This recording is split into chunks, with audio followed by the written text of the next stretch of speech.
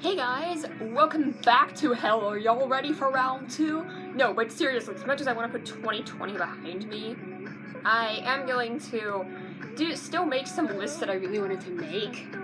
And obviously the best list was on that list. So, here I am, making the best list for 2020. And this one didn't make me want to die like the worst list did. Oh god. Yeah, I'm doing another unscripted video. I don't give a shit right now. Let's just get to the point already. I don't even know at this point. But what I do know is that this year, or should I say last year now, sucked. But everyone seems to agree the music was pretty good, and I do agree. I forgot how much, good songs there actually were when I went back for this list. All the bad songs depressed me, but it was actually a really good year for that 100. I just didn't care that much.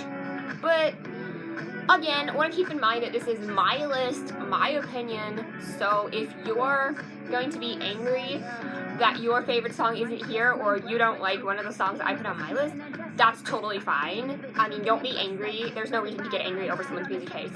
But I mean, if you disagree, that is totally fine. However, that's just my opinion, and you can leave your list down below. One other thing is that I forgot to state this at the beginning of the last video, but this is a very specific thing. My new rules include any song that touched the top 20 as well as any song that was on the year-end list. Not because I'm trying to be a copycat of Todd in the Shadows, but because I really wanted to include a song on my worst list that wasn't on the year-end list, and same thing for my best list. I really wanted to include a song on my best list that wasn't on the year-end list. That being said, I personally have to deem the song as a hit in order for it to make my list, so if a song just touched the top 20 for 1 week and just completely vanished, which I mean, yeah, it did happen if on my worst list and Ice Cream, but you get the point. For best list, I can't really sit here and consider 1 week charting songs quote-unquote hits. Without further ado, let's get straight into the list with my number 10. Alright, this number 10 spot was originally going to go to Dynamite by BTS, because I think this song is really fun and upbeat. It has a great energy to it. It's not the kind of song where anybody's sitting back and really caring about the lyrics. It's a pretty great dance song. It's insanely happy and uplifting, and I do appreciate that. I'm not a fan of vocal production, but then I remembered the other big dance song that came out this year.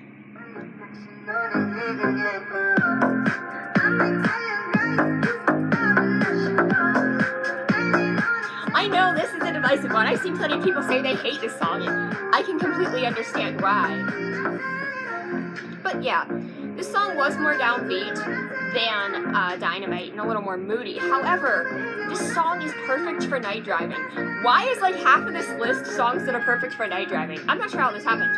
Roses by St. John, remixed by Imanbek to be a house song. It was originally just this random trap song that this kid found and remixed. Pretty cool story. Unlike the Jason Derulo thing, it was the other way around, where Jason Derulo found some kid's song and pissed on it. But here we are with Roses. Like Dynamite, I genuinely don't think anybody cares about the lyrics. I mean, yeah, there are lyrics to both songs, but I really don't think anyone's sitting here and caring about the lyrics to pop music. Kind of ironic that nobody cares about Dynamite's lyrics, and yet BTS still had to make a song in English to get a hit.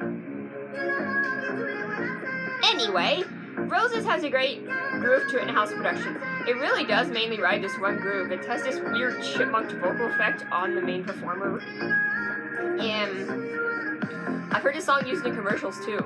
But I really just like the production and the remix. This guy took a forgettable trap song, and that was a pretty dark song, and turned it into a perfect night driving song. There isn't much else to say about Roses. In my opinion, it's just a really good job. I'm still mad that Ride It wasn't a bigger hit though. How did that not happen? Number 9.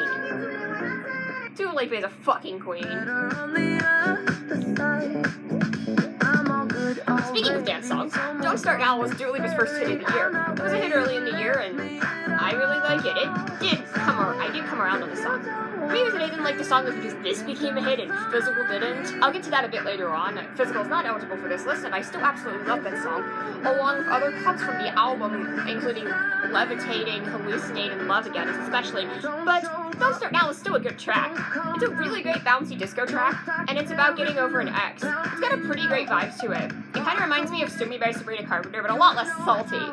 And the disco bass groove is really strong. I wasn't really sure about this direction when I first heard this song that Dua Lipa was taking. However, listening to her subsequent singles really proved that this specific retro style works for Dua really well. And this song on repeated listen is actually a really solid track. I think I just got sick of people singing its praises, but it was rightfully deserved. The song is really good. What else am I supposed to say? It's just great. And for somebody else doing retro pretty well, number 8.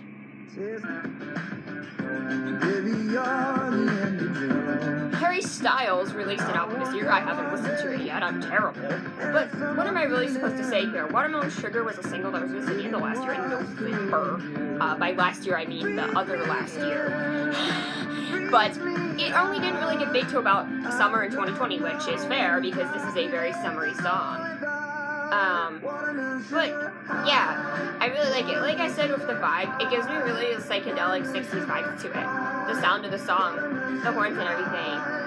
It just has a really great sound and vibe to it. The song has multiple possible meanings if you look it up. One of them is kind of filthy, but I don't really care. So, like, I do really like the backing vocals here. The song sounds great. And I really liked Harry Styles' singles this year, but especially this one. I did like Adore You, but it kind of wore out on me. I got sick of it fast. This song I didn't get sick of. It's genuinely just amazing. So yeah, Watermelon Sugar by Harry Styles. Great song. Number 7. And back to the night driving songs, although you might want to be a little bit careful with this one.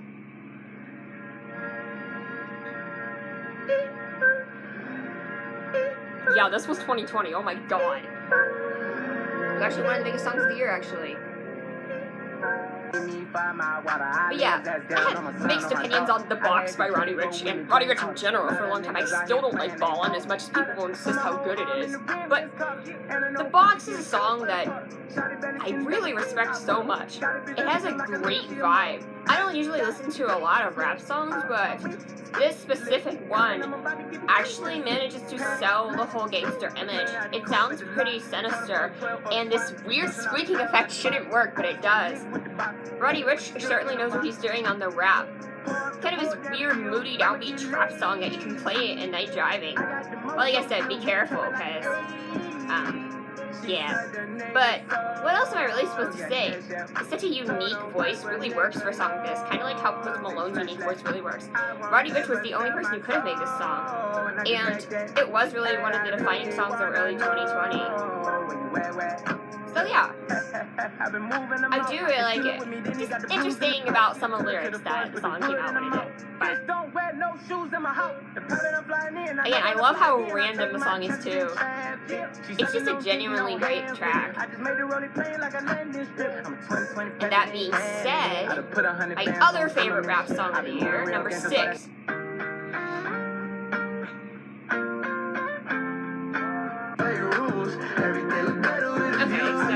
Here I Am with Moon by 24kGoldn and iann Dior. Here's my issue with this song. I don't have an issue with the song, I have an issue with everyone's reception to it, because it seemed like everyone liked the song. I was like, that's cool.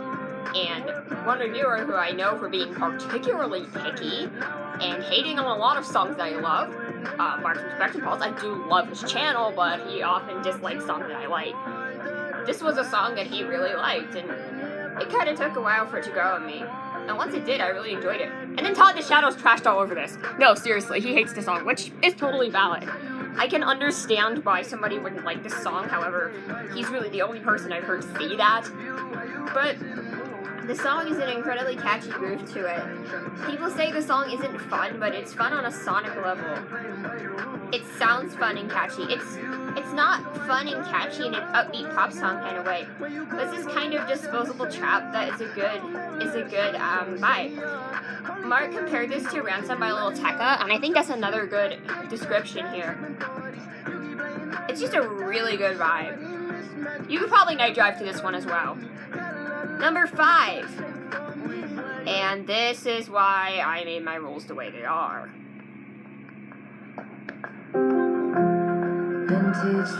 Okay, hear me out. The reason Cardigan is on this list and not Exile is my favorite of the two songs, and that did technically chart in the top 20, so it is technically eligible for this list. However, Exile fell off really fast, and Cardigan did stick around longer than Exile, although it didn't make the year-end list somehow. Even though there were lots of songs from holdovers from last year and songs that didn't make the year-end list, it seemed like this song had a shot, but it really didn't. I'm just sad that Savage Love made it instead. No shade to Jason Derulo or anything, but that song sucks. But here we are with Taylor Swift's Cardigan, and yeah, this is really the only song that I can see as a hit from Taylor. I mean, yeah, if a song gets popular off rap or TikTok and isn't single, then I'm okay with it. But from an artist like Taylor Swift, I'm not really going to consider a non-single a hit song. And this was Taylor Swift's single of the year. I mean, she released Willow last week or whatever. It wasn't last week, but you get me the point. But yeah, that song is fine, but it didn't really take me by surprise at all. Cardigan is an absolutely gorgeous piano ballad that's super well written. It really shows off Taylor Swift's songwriting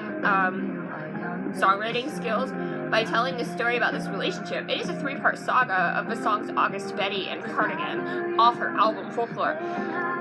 And again, this is just an incredibly satisfying song to listen to. The harmonies are gorgeous, and Taylor sounds great on the song.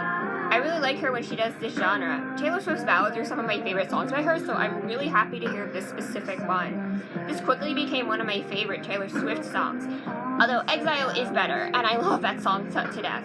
But Cardigan is still a really great track. That's all I really have to say about that. Number 4.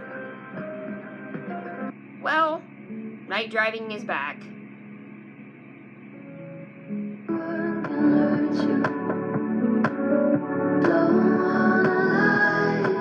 Seems like the main theme of this list seems to be atmospheric, low-key music that you can night drive to by yourself. That really does fit 2020 perfectly, and Everything I Wanted is a great example of that.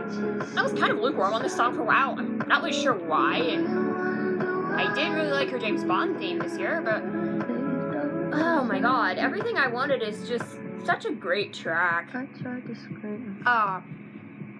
If you listen to the lyrics, and she's really been thrust into fame at such a young age. It must be awkward and hard for her. Now, honestly, just check out Spectrum Pulse's best hit songs of 2020 and watch his segment on this song, because that pretty much sums up all of my thoughts on it way better than I could.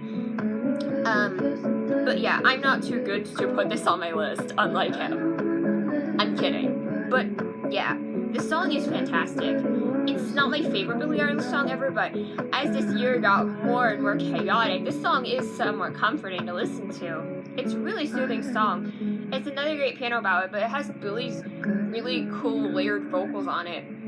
It's kind of a toss-up between this and Cardigan, but I feel like this song is more relatable in the sense that everyone has felt this way from time to time, whereas Cardigan is a very specific song that tells a story. They're both great at what they do, but I think I'm willing to get more value out of Everything I Wanted. Both songs are fantastic, and I'm really looking forward to whatever Billie Eilish releases next. I mean, she can take a break all she wants. But yeah, great song. Number 3. Does anyone remember that Halsey had an album this year and it wasn't bad? Not only that, but she had a song make the year-end list. I was surprised about this one too.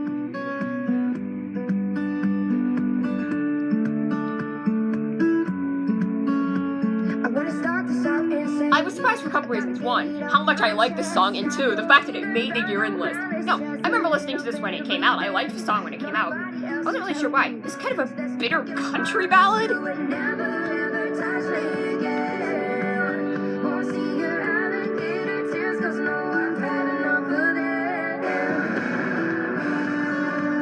Yeah, it kind of sounds like Brandy Carlisle or something. That's the kind of vibe that the song gives off. It is this very grungy folk aesthetic, and it's this angry diss to an ex. This does it way better than Nightmare does, and the song is really well produced, unlike Nightmare. And this style surprisingly fits Halsey really well. It's because I think if you're going to go for country, doing this angry doing this angry, pissy kind of song fits Halsey's aesthetic really well. And the song just sounds fantastic as well. I love that the title is You Should Be Sad. It sounds so petty, but I love it. It's genuinely awesome. But I am genuinely shocked at how well Halsey made this work, but she did, and it's great. What else am I really supposed to say? I do prefer 3 AM though. That song is awesome, but You Should Be Sad is still a really good track. Number 2. Okay, I tried to resist this song for the longest time. I tried to say it wasn't that good. I wasn't saying that because it was cool, but I didn't really see all of the hype around this. But I mean, understanding 2020 and night driving, man. Not that I, did any night driving in 2020.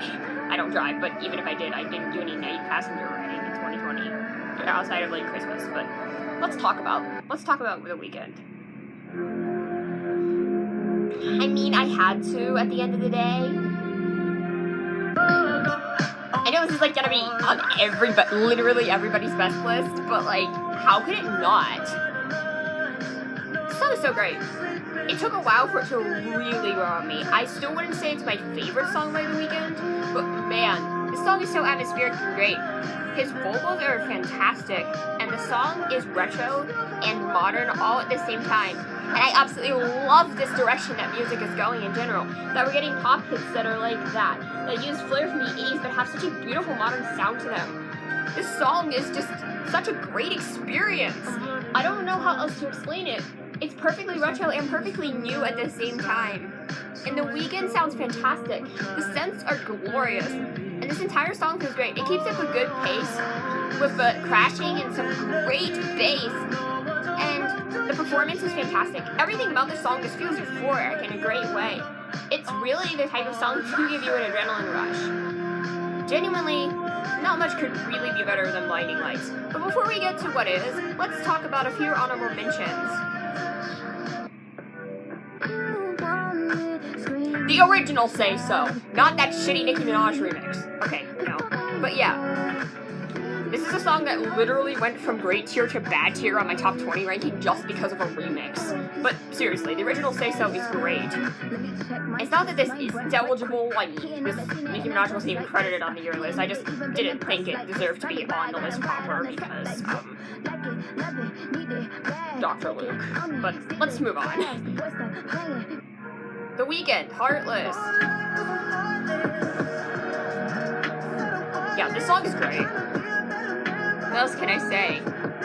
This reminds me so much of a Michael Jackson song, except with modern production. But, yeah, it's just really great. It's just a really great song. The beat's fantastic. And the song just has a really nice vibe to it. It's dark in all the right ways. Vampire Weekend, baby.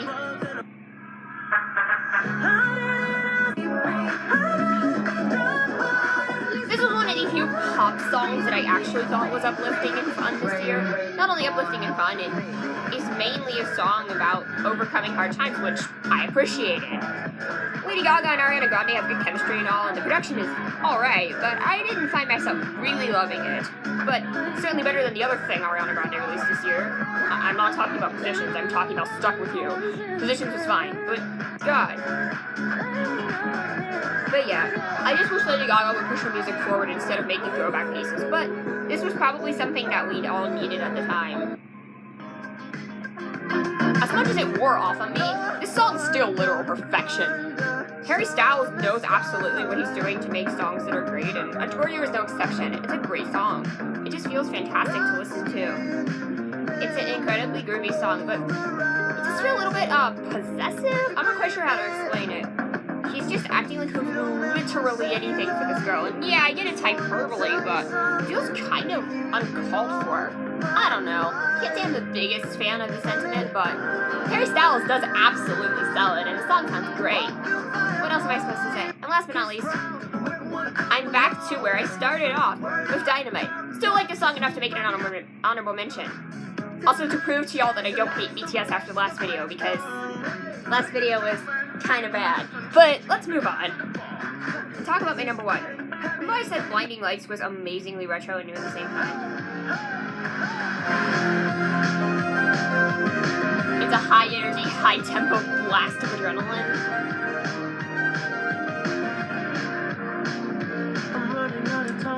What if we had a song that was equally retro, but sultry, emotional, and tasteful?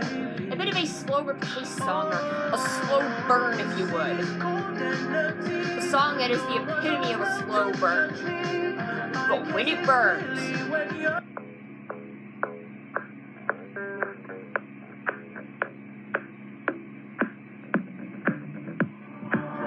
I've always been the one. ladies and gentlemen, 2020's pop star. Had to love and lose 100 million times. Yeah, for the record, Dua Lipa was the only Western artist I listened to consistently throughout the entire year. All that being aside, Break My Heart didn't grab me at first. I mean, I thought it was good, better than Don't Start Now, but I didn't think it deserved to be a hit more than Physical. But then I kept hearing it, and I kept hearing it, and I came to some conclusion that this is one of the best pop songs I've heard in ages.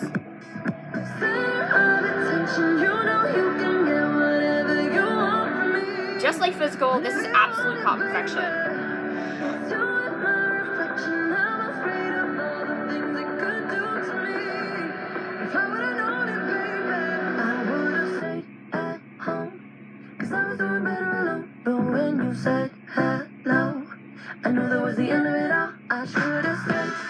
Also, am I the only person who thinks the bass line sounds like Queen?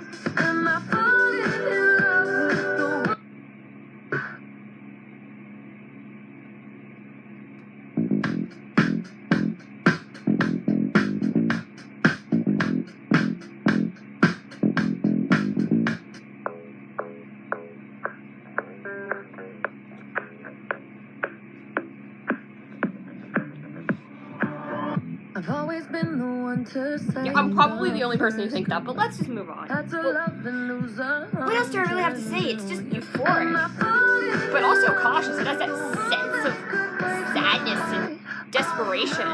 Dua sales this. She says this is the perfect example of dance crying, and that's so fucking perfect. If dance crying doesn't sum up people trying to live their best life in 2020, I don't know what does. Not only is this definitive song for 2020, it's just the definitive song in general. I talked about how great Don't Start Now, how that song is still fantastic, and it's a great breakup song. It's after the breakup. Kind of funny that she released this song first, but maybe she's getting over her last ex. This is why she's hesitant to get into a new relationship and Break My Heart.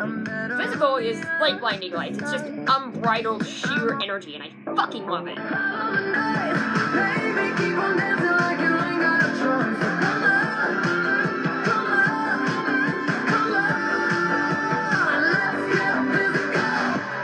Tasteful in all the right ways. It's more restrained than Physical. It shows how restrained Dua is to get into this relationship. But it's hopeful and exciting at the same time.